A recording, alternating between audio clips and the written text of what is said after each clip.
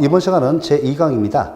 제2강에서는 우리 행정법의 의의라든지, 그 다음에 법적 특성, 그 다음에 가장 중요한 행정법의 법원, 그 다음에 우리 행정법 통론뿐만 아니라 행정법 전체에서 가장 중요한 행정법의 일반 원칙, 그 다음에 우리 행정법의 적용 범위에 대해서 보도록 하죠. 먼저 우리가 이제 보시면 요 간단히 자, 우리 행정법은 보세요. 입법, 행정, 사법 중에서 행정의 조직, 작용 및 그 구제에 관한 국내 공법을 말한다라고 되어 있어요. 맞죠? 그래서 개념에서 보시면 행정법은 행정에 관한 법이다. 자, 여기서 헌법과 구별되죠. 헌법은 이렇게 국가와 통치권을 갖다가 중심으로 해서 이렇게 규율하는 거고, 국가의 기본법입니다. 기본법이라고 하는데 국가의 기본 조직과 작용에 관한 근본 원칙을 정한 헌법과 구별되는 거죠.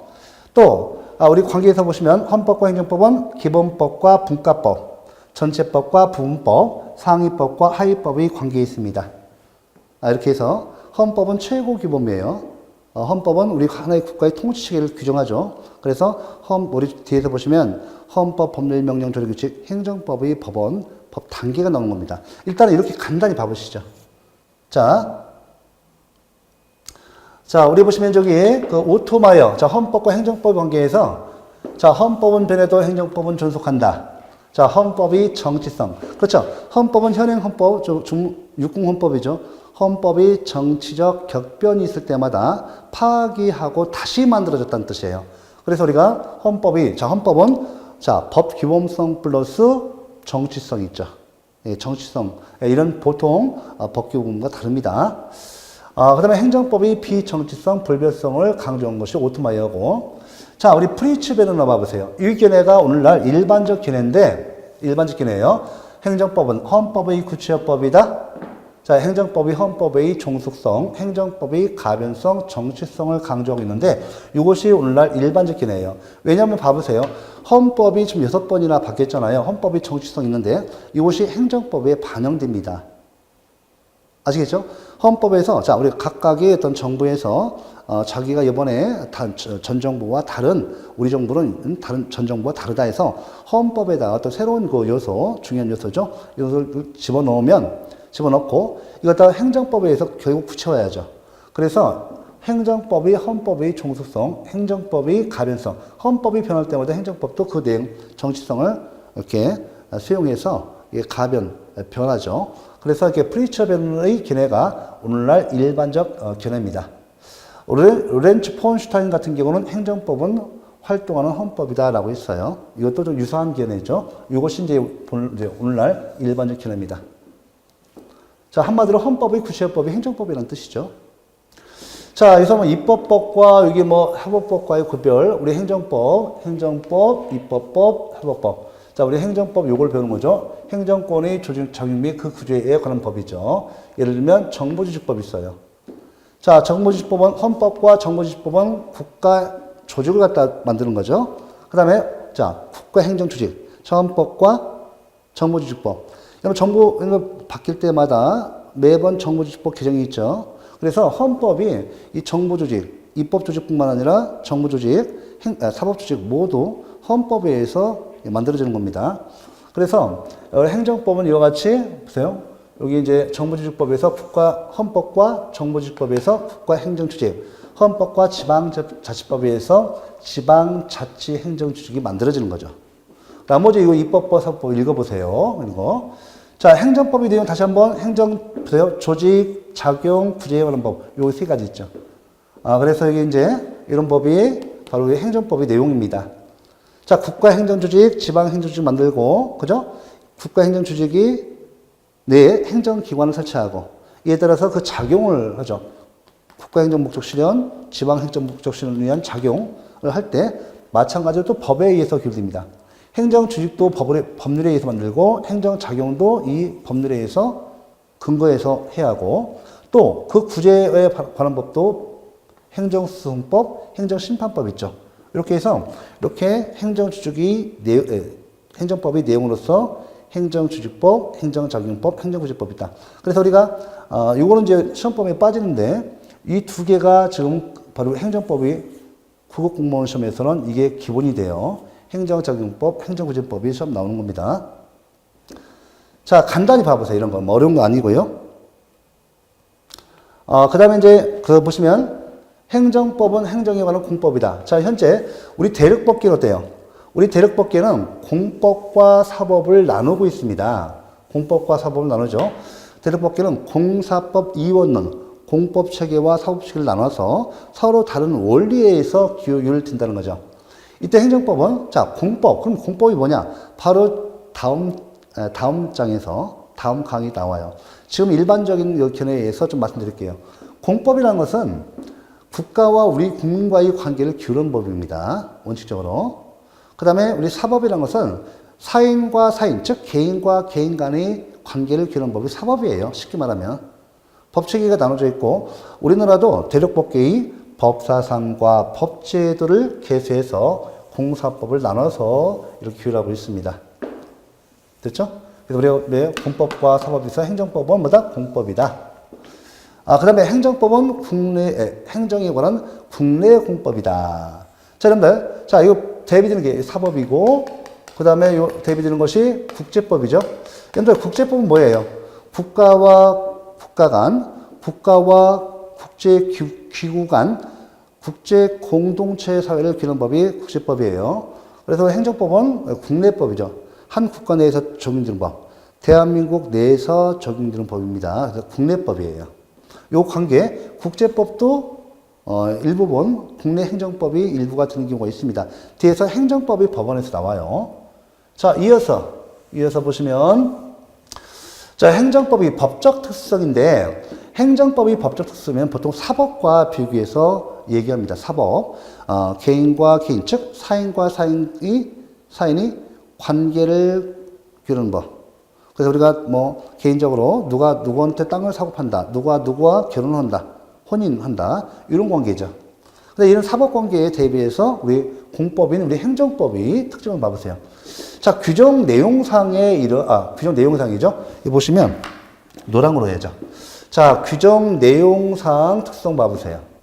행정 주체가 자, 우리 사인보다 우월적인 자, 행정 주체와 행정 객체가 있는데 행정 객체는 우리 사인, 우리 일반 국민을 말해요. 그러니까 우리 일반 국민보다 행정 주체인 국가나 지방자치단체가 더 우월적인 지위가 인정돼요.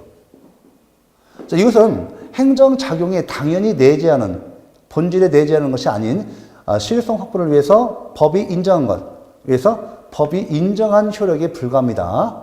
이런 공정력이라든지 자력집행력 등이에요. 그 다음에 공익과 사익에서 우리 도로교통법이다, 식품위생법이다 봐보세요. 그죠? 공익이 사익보다 우선하죠.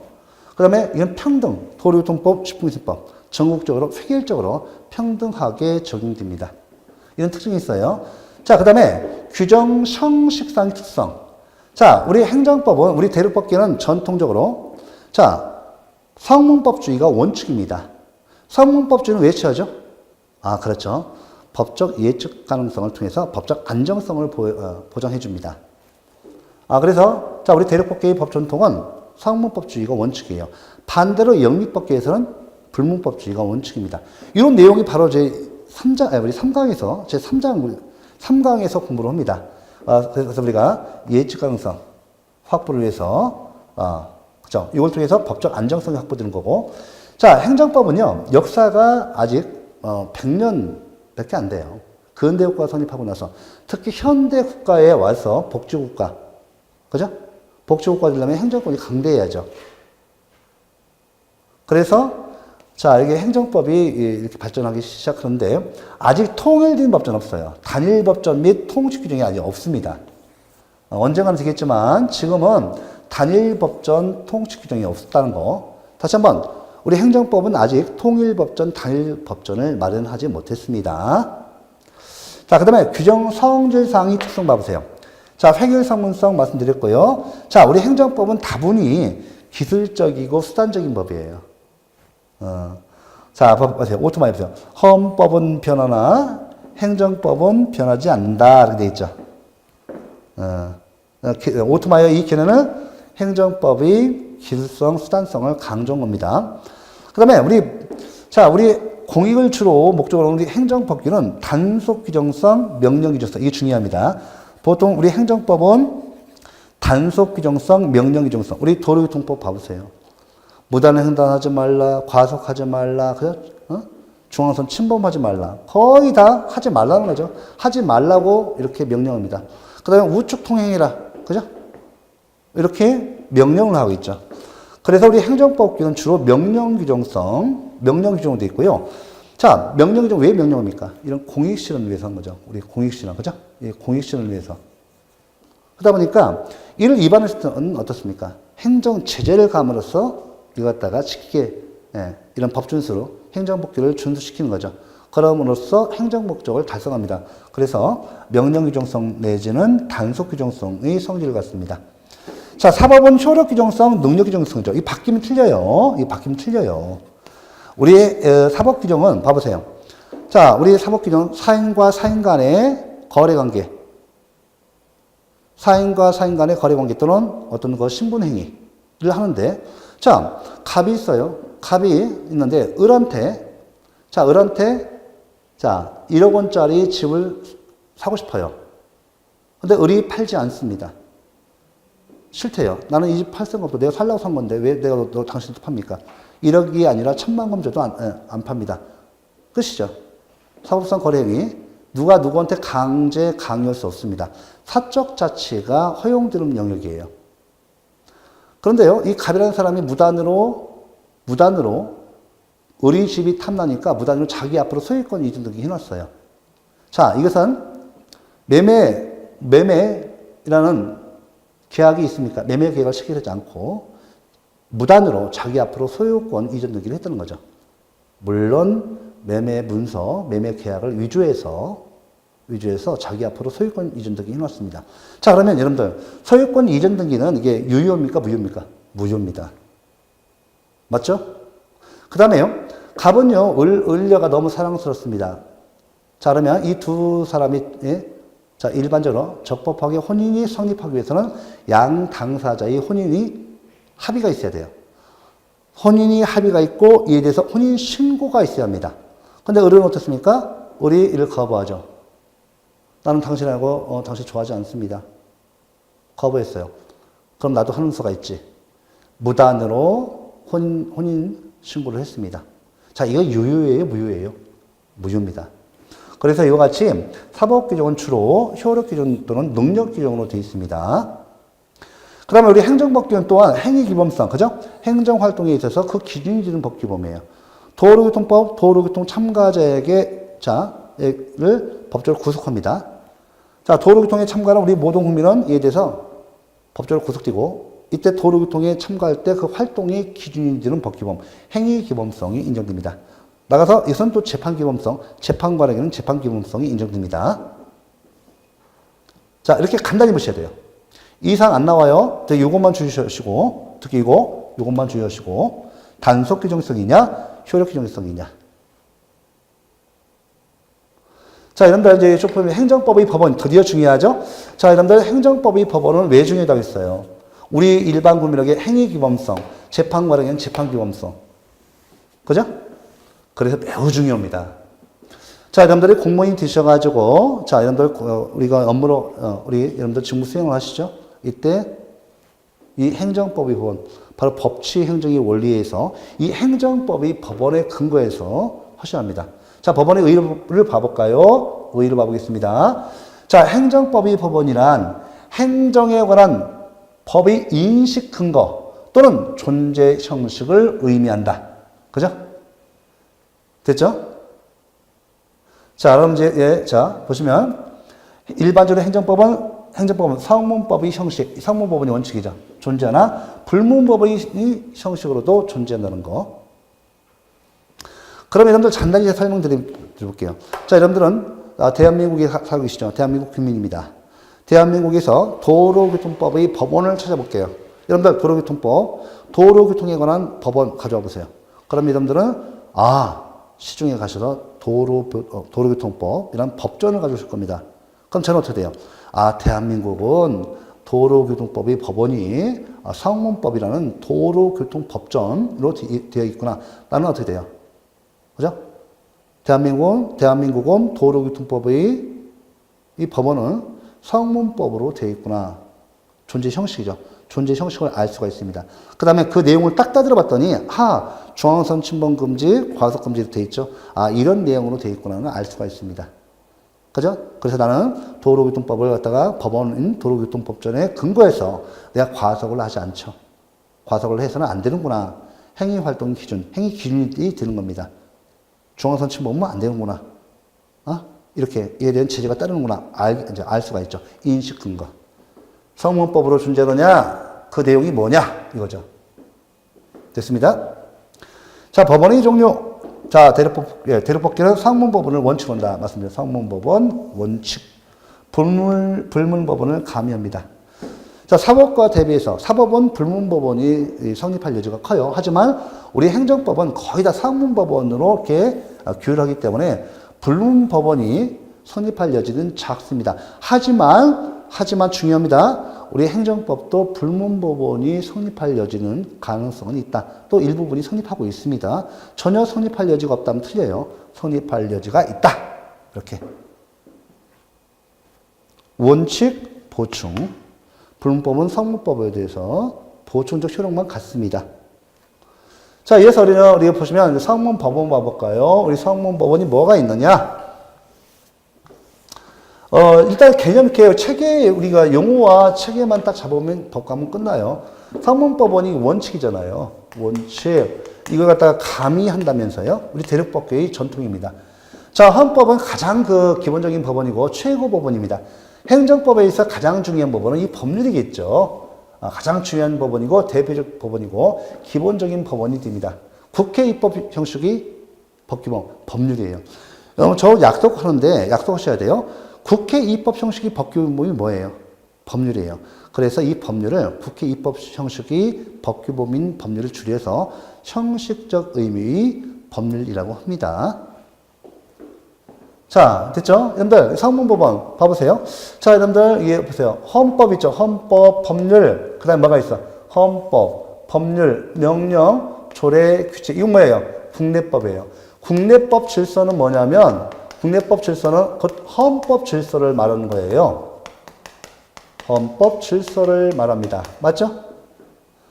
맞죠? 그다음에 국내법 질서, 자, 성문법 법원, 헌법, 법률, 명령, 조례, 규칙. 자, 불문법원, 관습법, 판례법, 초리가 있다. 됐죠? 이게 국내법 질서예요. 성문법원, 원칙, 예외, 가미. 그런데 여기서 중요한 것은, 보세요. 요거 있죠? 이게 뭐야, 이거? 국제법이에요, 국제법. 국제법. 자, 여러분들, 이 조약과, 빨간 거로, 자, 헌법에 의해서 체결 공포된 조약 및 일반적으로 승인된 국제법규는 국내법과 같은 효력이 있다라고 되어 있어요. 어디요? 헌법 제6조 1항이에요. 헌법 제6조 1항에 되어 있습니다. 헌법 제6조 1항, 이런 것은 뭐라고 하냐면, 이 헌법이 인정하고 있는 거예요. 헌법이 국제법 중에서요. 국제법도 상문법과 불문법원이 있단 말이에요. 상문법원에서 보시면 이 조약이라는 것은 뭐냐면 국가와 국가 간, 국가와 국제기구 간 문서에 의한 합의를 조약이라고 해요. 조약, 의정서, 협정서 다 같은 말이에요. 그죠? 조약, 협정서, 의정서, 프로토콜, 조약이죠. 자, 그러면 일반적으로 승인된 국제법규. 일반적으로 승인된 국제법규는 상문법규도 있고 불문법규도 있습니다. 불문법규도 있습니다. 자, 여러분들 이거 일반적으로 승인된 국제법규에서 예를 들면 외교 관계에 관한 비엔나 협약이 있어요. 외교 관계에 관한 비엔나 협약은 국제법이 그죠? 중세를 지나서 근세에 와서 성립 발전했어요. 근대에 발전했습니다. 자, 외교 관계에 관한 비엔나 협약. 우리 전쟁할 때도 적성국가라 하더라도 사자는 안 죽여요. 외교관 안 죽입니다. 외교관 죽이면 너랑 나랑 둘 중에 하나 죽어야 한다는 뜻이에요. 사자를 절대 죽이지 않습니다. 전쟁에서. 그죠? 예. 죽이면 어떻게 돼요? 너랑 나랑 이제는 둘 중에 하나는 죽어야 돼요. 반드시. 이게 가장 나쁜 수인데, 외교 관계에서 그런 진짜, 다시는 안 볼 생각을 하는 거죠. 그런데 보시면, 이때 보시면 보세요. 이걸 갖다가 헌법에 이제 이 6조량을 수용조항이라고 해요. 수용조항이라고 합니다. 지금 현행 헌법은 수용 조항 형식으로 되어 있어요. 그래서, 헌법에 의해서 체계가 공포된 조약, 예를 들어서 한미 FTA다. 조약이죠? 그 다음에 일반적 승인된 국제법규에서 성문법규뿐만 아니라 이게 왜 그런가 하면 국제법이 성립할 때 근대 성립이기 때문에 동양 3국은 때 식민지였어요. 그러다 보니까 이 사람들이 서구 열강 사이에 체결했던 성문법 조약 있죠. 요거의 가입 대상자가 아니잖아요. 가입 당사자가 아닙니다. 그래서 그렇지만 그것이 오늘날에도 일반적으로 국제법으로 인정되는 경우, 그죠? 이런 경우뿐만 아니라 성문법이죠. 불문법으로 외교 관계에 관한 비엔나 협약. 요거는 원래 그 국제관습법으로 발전한 걸 성문법화한 겁니다. 혹시 여러분들 꼭 아셔야 돼요. 불문법을 갖다가 성문법화 했을 때는 이 불문법원성의 성질을 잃지 않습니다. 불문법원을 성문법으로 제정한다는 것은 보다 더 명확하게 보장해주기 위해서 그렇게 하는 것이지만 그 불문법의 성질을 잃지 않습니다. 이걸 해놓으셔야 돼요. 자, 국내법과 같은 내용인데 이때 보세요. 국내법과 같은 내용인데 이때 보시면 법률 또는 법규 명령과 같은 내용이 있다. 이렇게 되어 있어요. 물론 다 학설상 더 좀 뭐 그 내용이 있지만 일단은 국내법 위설. 즉 국제법인 조약이나 일반적으로 승인된 국제법규는 헌법보다 하위인 법률 또는 이렇게 특히 법규 명령과 같은 효력이 있다라고 봅니다. 이렇게 여기까지만 오시죠. 이렇게 일단 보시면 이제 헌법 법률 명령에서 법규 명령 행정규칙이죠. 이렇게 있어요. 요 두 가지는 행정입법으로 제2편서 배워요. 자, 법규 명령과 행정규칙이 있다. 됐죠? 이렇게. 이 내용을 보시고요. 자, 그 다음에 조례는 지방의회가 지정하고 규칙은 지방자치단체 장이 지정합니다. 그 다음에 불문법원으로서 관수법, 행정선례법이 있고 민중적 관수법이 있어요. 그 다음에 우리 판례법이죠. 우리 대륙법규에서는 법적 구속력을 인정하지 않습니다. 하지만 사실상 구속력이 인정돼요. 요거 좀 이렇게 보시고. 조리, 요것이 이제 여러분 중요합니다. 최후의 보충적 법원이고 법 해석이 기본 원리가 되는데 이 조리가 행정법의 법원에서는 조리라고 하지만 뒤에서 바로 행정법의 일반 원칙으로 배워요. 그래서 우리가 이제 행정법의 일반 원칙, 이것이 조리입니다. 일단 법원을 간단히 봤어요. 이렇게 해서 상문법원이 원칙이고 헌법 법률 명령 조례 규칙이 있고 불문법으로 관습법, 판례법, 조례가 있다. 이게 법 단계입니다. 이게 법 단계의 기본 구조고 여러분들이 실제로 공무원 치셔서 법 집행할 때 이게 그 근거법이 되는 거예요. 재판관도 마찬가지예요. 이것에 근거해서 재판을 합니다. 특히 국제법 중에서 이 두 가지 헌법 제6조이랑 에 의해서 수용조항에 의해서 수용되는 이런 국제법 같은 경우도 국내 행정법의 일부가 되는 거죠. 국내 행정법의 일부가 자연스럽게 됩니다. 자, 이제 성문법은 봤고요. 자, 여러분들 여기 이제 쭉 내용을 좀 보시면 여기 이제 내용이 쭉 나오네요. 자, 이제 여기 보시면, 그 다음에 우리가 배우실 것이 우리나라 행정법의 기본 원리예요. 우리나라 행정법의 기본 원리죠. 이걸 보시면, 이제 뭐 그렇게 중요한 사항이지만 시험에서는 빈출 정도가 약합니다. 예전에 많이 나왔지만 지금 안 나와요. 자, 우리 앞에서 그 베르너의 견해 보시죠. 행정법은 헌법의 구체법이다. 이것이 일반적 견해죠. 그래서 헌법상의 제 원칙과 제 원리가 우리 행정법의 기본 원리가 됩니다. 제 원칙과 기본 원리가 돼요. 자, 우리 헌법상 민주주의가 시작되어 있죠. 그래서 행정면에서 민주행정의 원리. 자, 법치주의가, 그죠? 헌법을 시작하고 있죠. 법치주의가 우리 헌법에서는 법치국가 원리로 나타나죠. 그래서 우리 법치주의가 행정면에 드는 뭐예요? 법치행정의 원리로 나타납니다. 그 다음에 우리 현행 헌법은 지방자치제도를 채택해서 그죠? 그래서 이 지방자치제도를 채택해서 행정면에서 자치행정의 원리로 나타납니다. 그 다음에 우리 현대국가에서, 우리나라도 현대국가의 헌법이죠. 사회 국가 원리, 복지국가 이 원리를 채택하고 있습니다. 이에 따라서 우리 행정법도 이를 실현하고 있죠. 그래서 사회 국가의 원리가 행정법의 원리가 됩니다. 여러분들 잠깐 보시면 이 사회 국가 원리하고 복지국가 원리가 약간 틀려요. 복지국가의 원리는 미국 개념이에요. 미국은 수정자본주의로 갑니다. 하지만 유럽 사회는 자본주의 단계 다음 단계 사회주의죠. 사회주의 단계에서 공산주의죠. 여러분들 사회주의하고 사회적 법치주의하고 혼동하시면 안 돼요.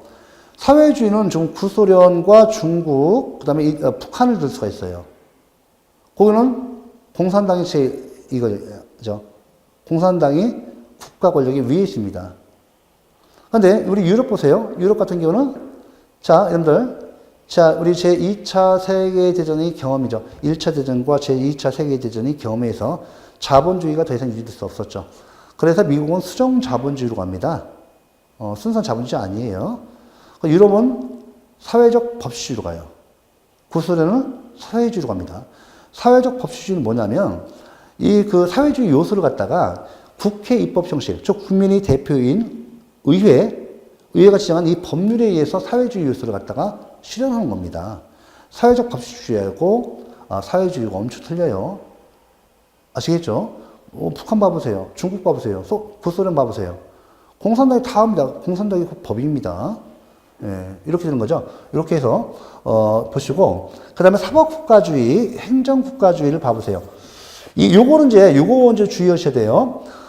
이 사법국가주의는 뭐냐면 영미, 그 다음에 독일, 일본이 지금 이래요. 행정국가주의는 프랑스만 채택하고 있습니다. 우리나라는 영미식 이 사법국가주의를 채택해요. 그러면 프랑스에서는 이 행정국가주의를 먼저 설명드릴게요. 프랑스에서의 행정국가주의는 뭐냐면 프랑스는 사법권을 가진 법원이요. 민사재판권과 형사재판권을 갖고 있고요. 행정재판권은 행정부, 정부, 행정부 소속으로 행정법원, 행정재판소를 설치해서 행정법이 적용되는 행정사건을 누가? 행정부의 소속하에 있는 행정법원이 관할을 합니다. 이런 국가를 행정국가주의라고 해요. 그러니까 2차 대전 이전에는 프랑스, 독일, 일본이 이렇게 했다가 2차 대전 이후에 전승국인 프랑스는 그대로 행정국가주의로 가요. 하지만 독일과 일본은 패전국이죠. 그래서 영미식이 사법국가주의를 채택합니다. 사법국가주의. 영미에서는 보세요. 민사재판권, 형사재판권 뿐만 아니라 행정재판권마저도 모두 사법권을 가진 법원이 담당합니다. 재판관을 합니다. 그래서 여러분들 자 민사재판, 형사재판, 행정재판을 모두 사법법원인 이 법원이 담당하는 국가를 뭐라고 한다? 사법국가주의를 한다. 별거 아니죠. 뭐 이게 어려워요. 뭐 행정법이 왜 어렵습니까? 이렇게 기본적인 개념만 하셔도 되는데 한 번만 딱 하면 끝나요. 행정법은 사실은 절대 실패하지 않습니다. 자 됐죠? 예, 됐고 그러면 이제 넘겨서 넘겨야 합니다. 이렇게 뒤로 넘겨야죠. 자 법치행정의 원리. 자 우리 대륙법계에서 우리나라 같은 경우는 꼭 아셔야 돼요. 우리나라는 대륙법계의 법사상과 법제도를 개수했습니다. 법제도를 개수했는데 특히 독일 법사상과 법제도를 개수했어요. 그 이유는 뭐냐면 독일은 성문법주의를 취하고 있습니다. 여러분들 영미식이 불문법과 대륙법계의 특히 독일에서 성문법주의가 있어요. 그럼 어떤 제도를 갖다가 성문법 제도를 갖다가 모방하는 것이 쉽습니까? 영미법상이 불문법상의 법원리를 갖다가 모방하는 것이 쉽겠습니까? 그렇죠. 독일이 성문법을 모방하는 것이 훨씬 더 이렇게 효율적일 겁니다. 또 편할 겁니다. 그래서 특히 대륙법계의 바로 독일법을 갖다가 개수를 했습니다. 그래서 역시 이제 법치 국가 원리, 자 법치주의가 그죠? 이렇게 대륙법계에서는 법치 국가 원리로 나타납니다. 특히 법치주의가 행정면에서는 법치행정의 원리로 나타나요. 이 법치행정의 원리를 갖다 누가 만드는가 하면 오토마이라는 분이 독일 행정법의 아버지라고 불리우신 분입니다. 이분이 이제 법치행정의 원리를 만들어냈어요. 자, 이거 개념을 말씀드렸어요. 이렇게. 뭐, 국민의 대표 기관인 의회가 지정하는 법률에 의해서 행정권의 활동이 계속되는 동시에, 자, 행정권의 활동이 기속되는 동시에 법률의 적용을 보장하는 재판제도를 가지고 인권보장, 기본권 보장의 목적을 달성하는 제도를 말한다. 자, 행정면에서의 법치주의 표현이보다 법치 행정의 원리이다. 별거 아니죠? 뭐 어려워요? 뭐 어렵습니까? 자, 기능. 법이 형식적 기능이 있어요. 형식적 기능. 실질. 여러분, 행위 형식을 법에 있어서, 법에 있어서 행위 형식과 실질. 법률의 형식과 법률의 내용, 실질. 앞으로 저거 약속해야 돼요. 법적 성질, 법적 실질, 법적 내용. 같은 말. 행위 성질, 행위 실질, 행위 내용 같은 말이에요. 자, 그러면 우리 법이 형식적 기능 봐보면 적극적 기능, 법률 유보의 원칙. 야, 이게 뭐예요? 뒤에 나오는데 행정기관이 행정활동을 할 때는 국회가 지정한 법률에 근거해서 행정활동을 하라. 이게 법률 유보의 원칙입니다. 뒤에 배울 거예요. 자, 이 적극적 기능이에요. 와, 야, 행정기관아, 너희들이 행정활동할 때 어떤 행위를 할 때 이 의미는 뭐예요? 행위를 하는 거. 적극적인 의미를 갖죠. 적극적인 조치를 말하는 거예요. 응? 소극적 기능, 법률 우위 원칙. 야, 행정기관, 너희들의 그 행정 목적 실현을 위한, 공익 실현을 위한 행정활동할 때 기준에 있는 법, 헌법, 법률, 명령, 조례, 규칙, 관습법, 판례법, 조리 이런 것 등을 위반하지 말라. 하지 말라는 거예요. 하지 말라. 이건 자기를 요구해, 자기. 예? 자기. 요거는요, 부자기. 하지 말라는 거예요.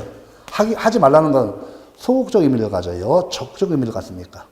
소극적 의미를 갖습니다. 응? 그죠? 그 다음에 법의 실질적 기능, 억제적 기능, 지도적 기능. 이게 뭐예요? 법의 실질적 기능. 행정기관은 법을 위반하면 안 돼요. 그러니까 행정기관의 활동을 억제하는 기능을 하죠. 반대로 국회가 지정한 법률이 근거가 있으면 적극적으로 행정활동을 하는 거죠. 그죠? 예, 적극적 기능. 예, 형성적 기능을 말하는 거예요. 자, 이렇게 해서 법치행정 원리 개념하고 기능 봐봤어요. 이어서 법치주의 전개 과정 봐볼게요. 자, 근대적 법치주의. 자, 우리 대륙법계를 보시면 자, 근대가 있죠. 그 다음에 근대는 언제예요? 프랑스 대혁명을 기점으로 해서 그 이후부터 제2차 세계대전 이전까지 국가를 갖다가 근대 국가라고 2차 세계대전 이후 국가를 현대 국가로 합니다. 자, 가장 기본적인 그 분류예요. 자, 근데 우리가 해서 먼저 대륙법계 있죠? 대륙법계, 프랑스와 독일을 말해요. 특히 제가 독일 썼죠? 독일 법을 개해서, 독일 법사상과 법제도를 개수해서 독일을 기준으로 합니다. 보시면, 형식적 법치주의. 자, 요거 이제 그 내용을 보셔야 하는데 무슨 얘기냐면, 자, 이른바 대륙법계를 보시면 프랑스가 있죠. 이거 독일이잖아요. 프랑스. 그럼 프랑스 어떻게? 프랑스는 시민적 법치주의. 프랑스를 위시한 유럽은 시민적 법치주의로 가요. 프랑스를 대표해서 이렇게 가요. 그런데 이 시민적 법치주의가 독일에서는 변질돼서 형식적 법치주의로 가요. 왜? 프랑스는 영국이 산업혁명의 영향을 이 해안을 끼고 있기 때문에 바로 직수입돼요. 영향이 와요. 그래서 프랑스에서는 시민 그 세력이 성장해서 군주와 국왕과 기득권과 대등한 세력 기능을 이루고 넘어가니까 프랑스 대혁명이 일어나는 거예요. 왕을 단두에 보내고 기준 질서를, 왕정 질서를 완전히 깨트려가지고 새로운 질서를 만들었죠. 근대 국가가 성립한 거죠, 진짜로. 국민주권주의가 실현된 겁니다. 그런데 독일은 내륙 국가예요. 영국이 산업혁명의 영향이, 자, 독일이죠. 프랑스를 통해서 미치죠. 프랑스는 노동자 계급, 시민 계급이 노동자 계급이에요. 바로 성장해서 국왕이, 그죠? 국가 권력부터 능가니까 뒤엎었죠. 프랑스 대혁명을 일으켰습니다. 독일은 반대로 어떻습니까? 내륙 국가에서 노동자 계급이 성장, 시민 계급의 성장이 늦었어요. 그래서 군주와 세력 균형을 이룹니다. 그래서 이때 시민적 법치주의가 이렇게 변질돼서 이렇게 형식적 법치주의. 이 프랑스 와보세요. 프랑스 시민들이 이제 국민이 된 거죠. 국민 보통국가가 된 거예요. 그래서 이 시민 국민이 대표 있는 의회를 만들어서 의회가 실질적으로 법의 형식, 국회 입법 형식을 갖춥니다. 의회 형식의 입법 형식을 갖추면서 그 내용도 법률의 내용도 시민의 자유와 권리가 보장되는 이런 내용의 법을 만들었습니다. 그런데 여기 독일 같은 경우는 아니에요. 국회 입법 형식만 갖췄지 그 내용은 묻지 않았어요. 오케이?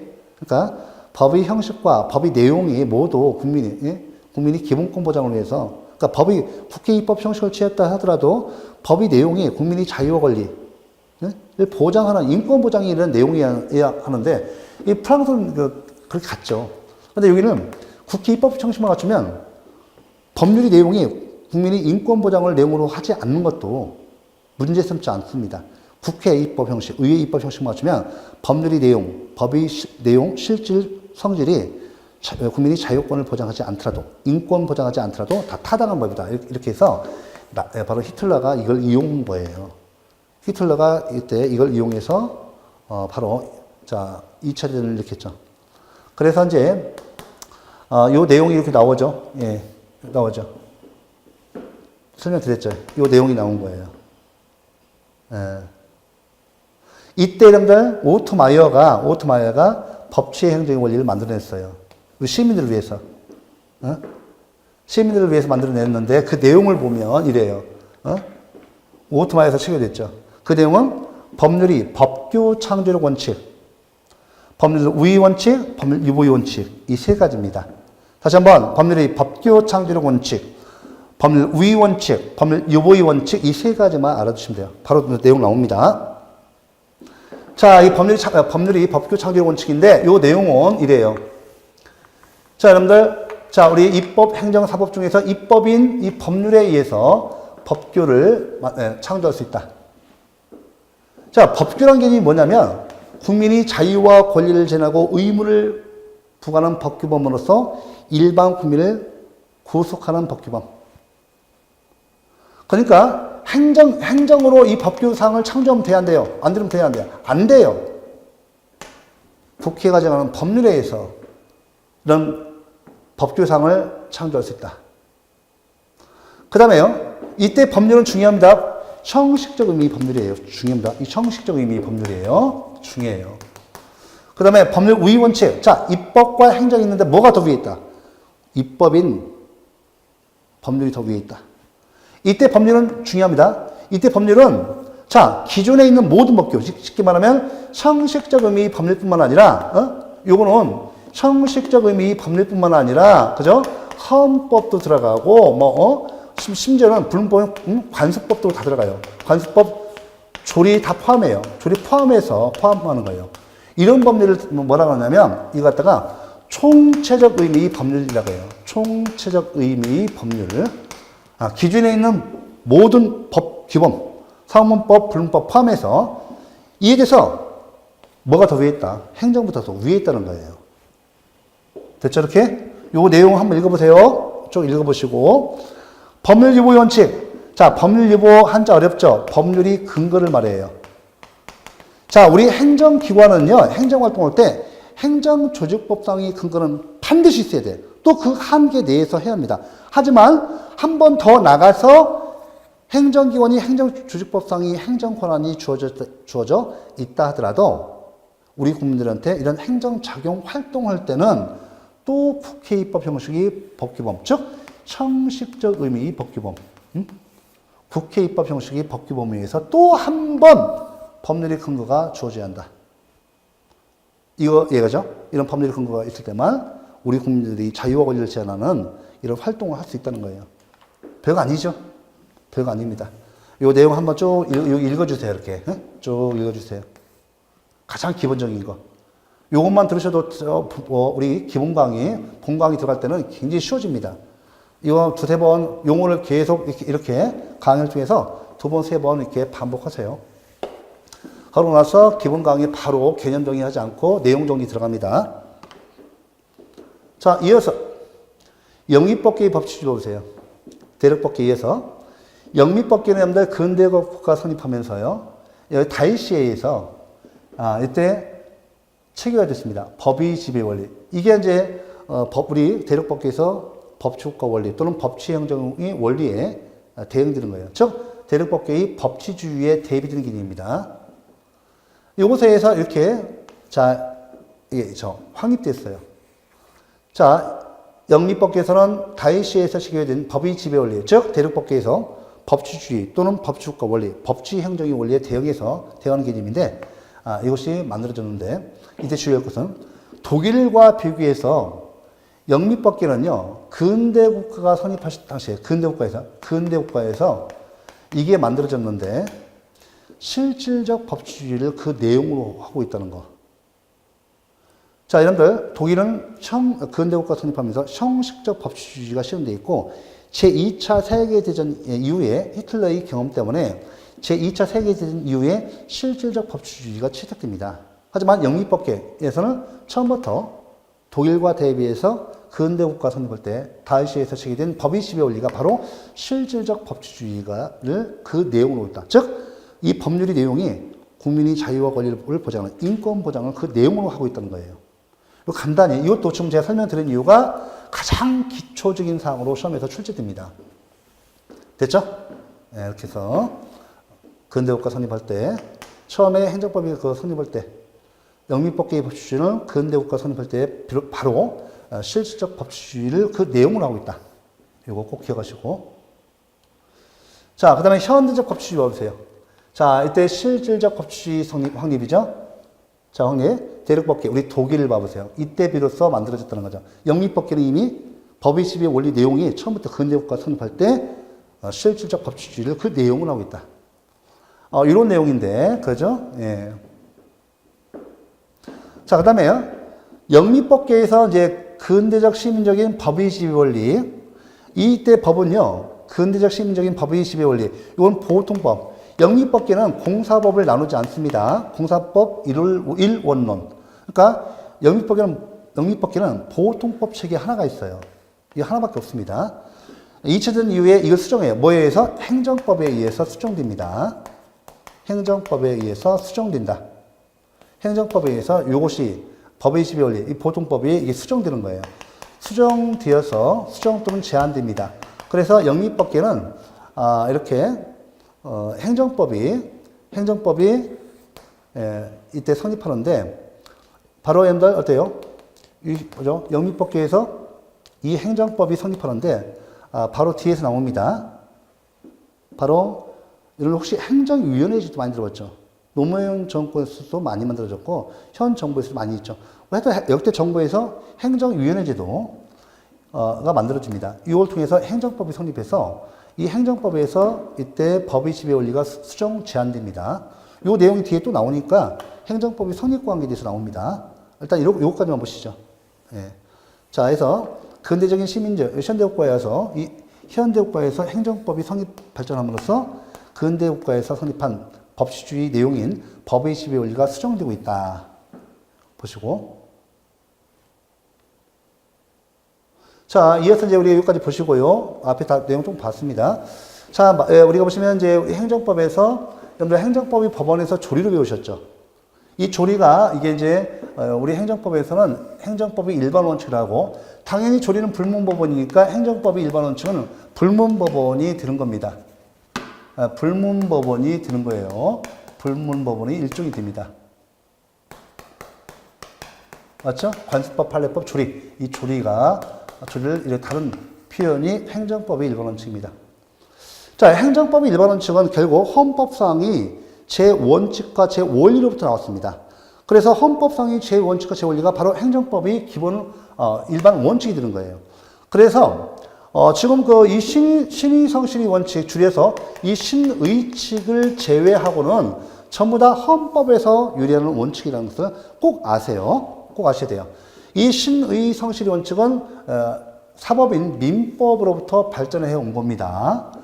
내용을 보면 자, 이 민법 제2조 제1항 되 있는데 권리 행사와 의무의 이행은 신의에 쫓아 성실히 하여야 한다라고 규정하고 있다. 이를 신의칙이라고도 한다. 이 원칙은 민법상 거래관계를 기하는 채권법 원칙으로 발전해서 민법의 일반 원칙으로 또 사법의 일반 원칙으로 나아가 공법의 일반 원칙으로 발전하였다. 따라서 신의 성실의 원칙, 즉 신의 칙은 오늘날 법의 일반 원칙, 사법뿐만 아니라 공법의 일반 원칙으로도 인정된다. 오케이. 자, 여기까지. 그 다음에 평등 원칙과 행정의 자기 구속의 법리. 자, 이걸 아셔야 돼요. 행정의 자기 구속의 법리는 이 평등 원칙과 밀접한 관련이 있어서 같이 해놓은 겁니다. 행정의 자기 구속의 법리는 엄밀하게 이 평등 원칙을 기본 근거로 해요. 자, 평등 원칙 볼까요? 그럼 먼저 평등 원칙 볼게요. 자, 우리 평등 원칙이라는 것은 행정기관은 행정작용에 있어서 특별한 합리적 사유가 없는 한, 자, 행정기체인 국민을 공평하게 처우하여야 한다는 원칙을 말합니다. 그러면 특별한 합리적 사유가 있을 때는요, 차별할 수 있다는 거죠. 그래서 이때 평등 원칙에서 이 평등은 무슨 평등?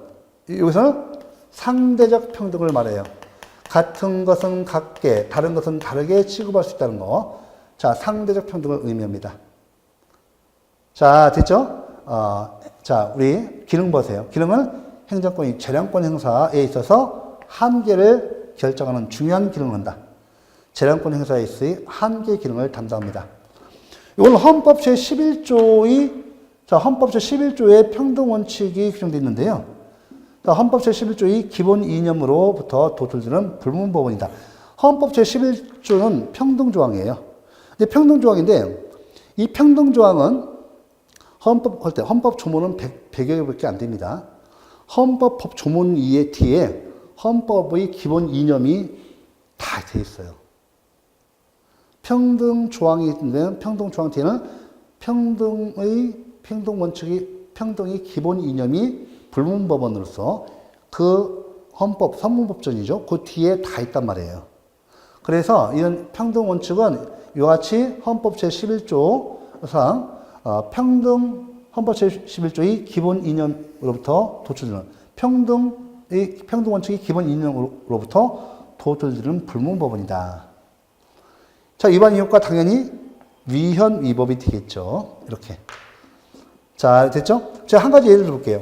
평등 원칙 이 위반이 있나 없나 봐보세요. 시험에서 잘 나오는 건데. 자, 갑을병정은 공무원입니다. 자, 이런 거요. 근무 시간이 되기 전에 무료에서 숙직 대기실에서 화투를 치다가 적발됐어요. 자, 그런데 갑은 뭐예요? 갑은 파하면, 을병정은 견책 처분을 당했습니다. 이때 여러분들 갑은 행정법의 일반 원칙 중에서 어떤 거? 이 평등 원칙, 그죠? 평등 원칙. 특별한 합리적 사유가 없는 한 공평하게 처해라. 이걸 위반했죠. 평등 원칙을 주장해가지고 법원이 이때 취소 판결을 내렸습니다. 을병정에 대해서 견책인데 이 사람은 왜 합리적 이유 없이 왜 파면하느냐? 그래서 취소 판결을 내렸습니다. 됐고, 자, 이어서 보시면, 자, 행정의 자기구속이 보세요.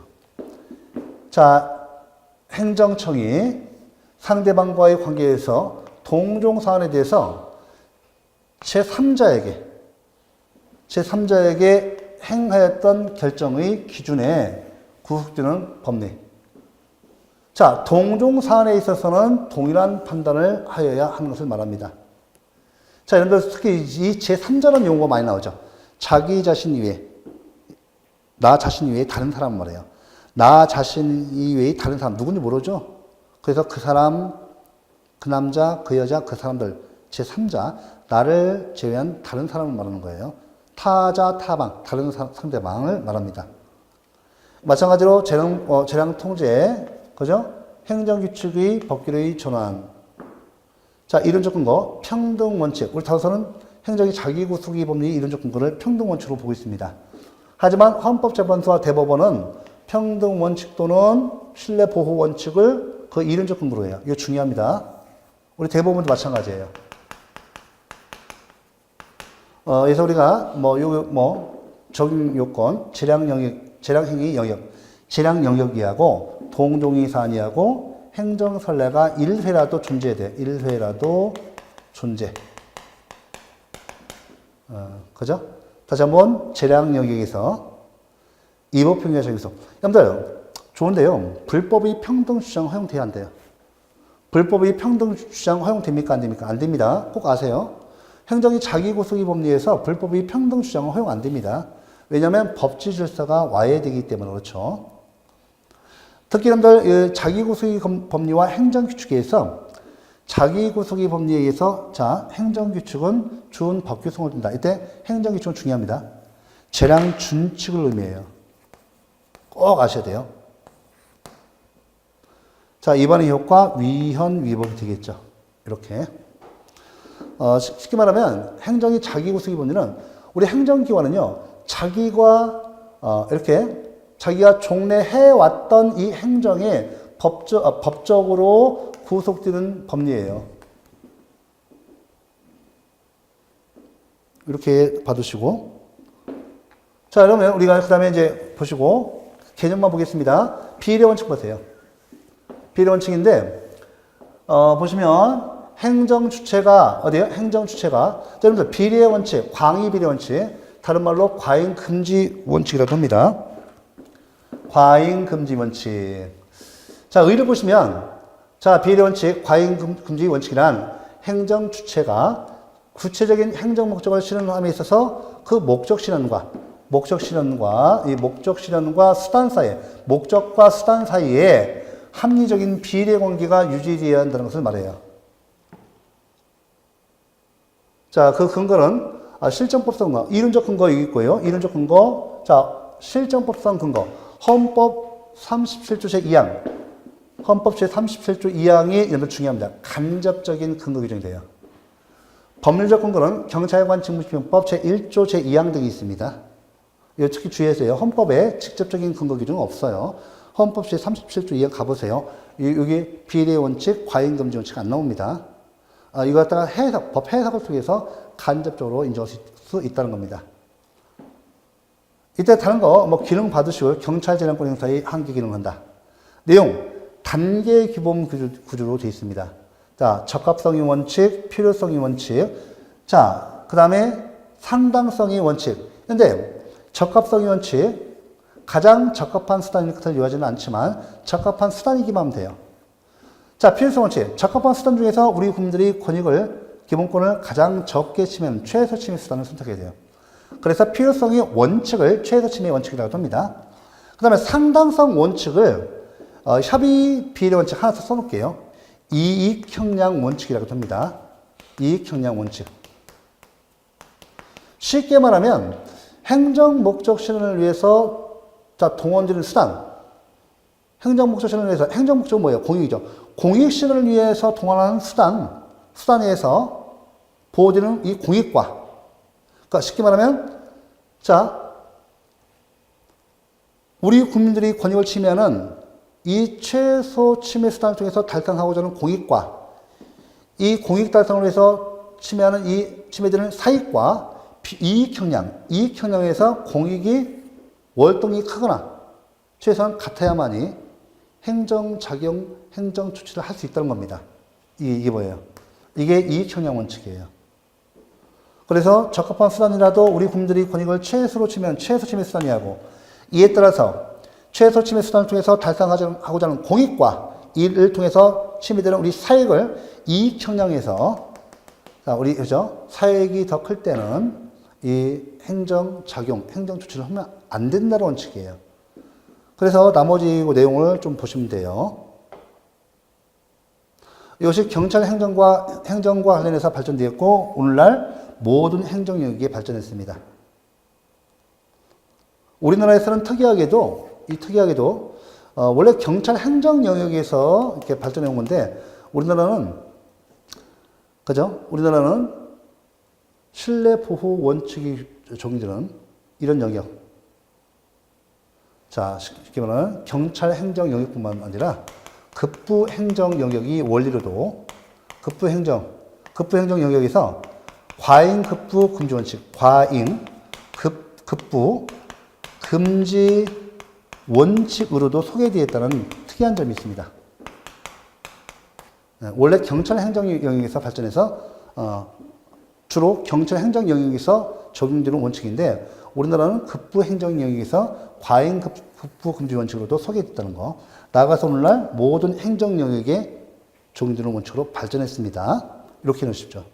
자, 이번의 효과 위헌 위법이 됩니다. 자, 우리 이제 과잉금지 원칙, 비례 원칙 봤습니다. 자, 이어서 신뢰보 원칙 봐보세요. 이 신뢰보 원칙 중요하죠. 신뢰보 원칙. 이 신뢰보 원칙인데, 이때 보시면 이 신뢰보 원칙이 시험에서 아주 출제가 많이 돼요. 요거 보시면 신의 성실의 원칙과 틀려요. 이것은 행정기관의 어떤 언동의 정당성, 존속성에 대한 개인이 보호가치 있는 신뢰를 보여주는 원칙을 말합니다. 독일에서 20세기 초에 학설 판례로 등장되어서 연방행정절차법에도 규정되어 있고, 한편 영리행정법상의 금발원의 법리도 이 신뢰보호와 대체로 같은 이념을 갖고 있습니다. 시험 치면 잘 나와요. 근거는 여러분들 맨 처음에 신뢰보호 원칙을 확립시킨 그 판결이 있는데, 미망인 사건 판결, 일명 과부 보조금 사건 판결에서 이때 이론적 근거는 신의 성실의 원칙을 근거로 했습니다. 그러다가 많은 학설이 비판이 있자마자 이렇게 독일서도 이 사건 이후로 법적 안정성으로 이렇게 바꿨어요. 현재 우리나라 다수설 판례, 독일 다수설 판례가 법적 안정성을 신뢰보호 원칙이 이론적 근거로 삼고 있습니다. 우리 행정절차법에 이렇게 실정법으로 규정되어 있다는 거죠. 국세기본법에도 규정되어 있습니다. 자, 신뢰보호 원칙의 일반적 요건인데, 앞선 행정청이 상대방에 대해서 앞선 행정조치가 있어야 한다. 판례는 공적인 견해 표명이라고 해요. 허가 처분이다, 건축 허가 처분이다, 이런 거죠. 또 존속에 대한 보호가치 있는 신뢰. 자, 보호가치 있는 신뢰가 되기 위해서는 사기 강박이 있으면 안 돼요. 또 고의과실이라는 기칙사유가 없어야 합니다. 이런 것이 사기 강박이나 고의과실 등이 없어야만이 보호가치 있는 신뢰가 되는 거예요. 지금 그 다음에 세 번째 봐보세요. 보시면 이제 신뢰에 따른 관계인이 처리 보호 필요성이 있어야 돼요. 그 다음에 자, 상당 인과관계, 선행 조치의 존속에 대한 보호가 준 신뢰에 의해서 신뢰를 원인으로 해서 이와 같은 신뢰에 따른 관계인이 처리가 있어야 한다. 이 처리를 보호할 필요성이 있어야 한다. 그 다음에 선행 조치에 관한 행정청이 수행 조치가 있어야 한다. 이렇게 되는 거죠? 예, 좋습니다. 자, 신뢰보호의 적용 영역은 받으시고, 위반 효과, 위헌 위법이 됩니다. 이렇게 해서 아마 이 내용 개념만 한번 쭉 해놓으세요. 이렇게. 요건 정도만 한번 딱 읽어주시면 됩니다. 자, 여러분들, 부당결부 금지 원칙이 있는데, 이 부당결부 금지 원칙도 여러분들, 종종 시험에서 출제되고 있어요. 행정법 1번 원칙은, 시험에서 아주 많이 출제되는 영역입니다. 이거 봐보세요. 부당결부 금지 원칙이란 행정기관이 행정작용을 함에 있어서 그것과 이 실질적은 내용적인 게 똑같아요. 실질적, 내용적 관련성이 없는 상대방의 반대급부와 결부시켜서는 안 된다는 원칙을 말합니다. 예를 들면, 도로교통법, 자, 교통법규 위반을 이유로 건축허가를 거부하는 경우, 이 원칙에 반하죠. 도로교통 행정법 내용하고 이 건축행정법 내용하고 다르죠. 내용적 관련성이 없어요. 이런 경우에 부당결부 금지 원칙에 위반해서 위헌 위법이 됩니다.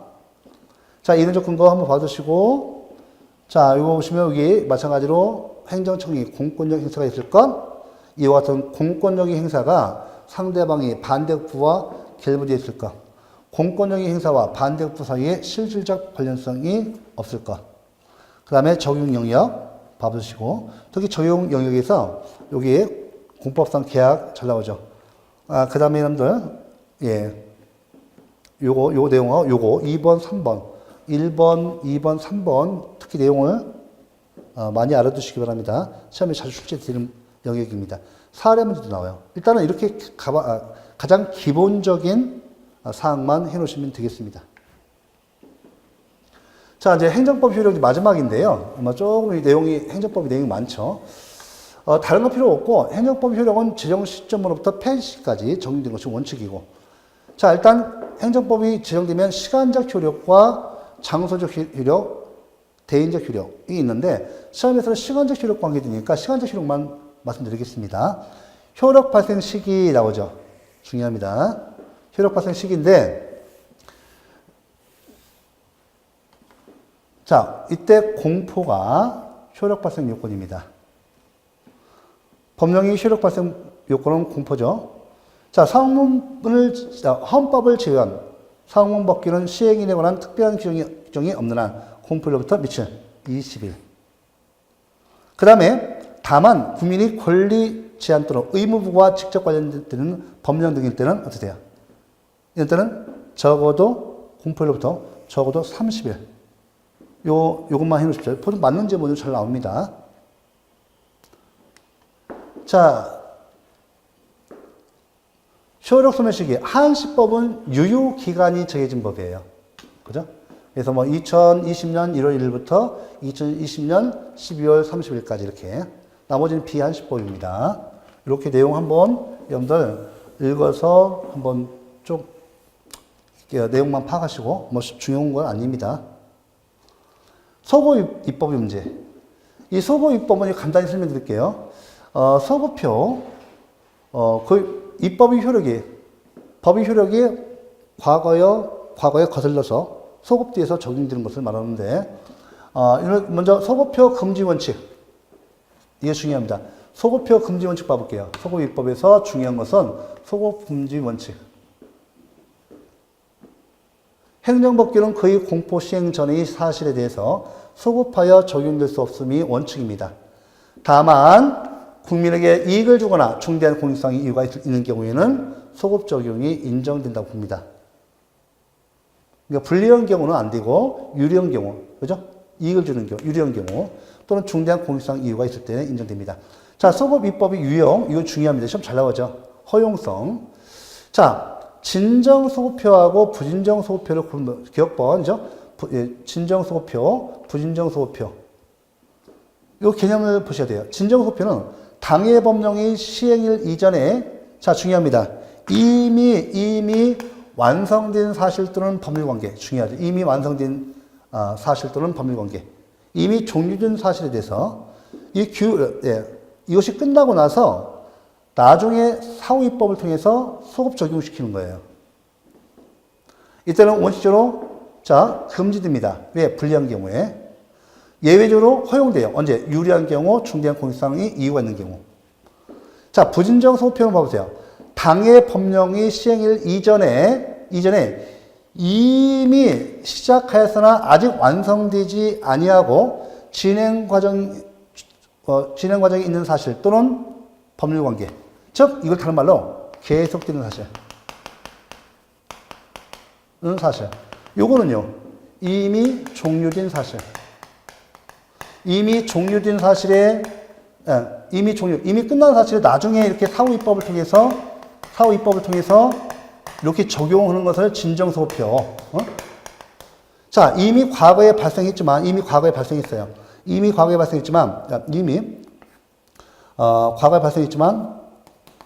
계속되는 사실이 사후 입법 시에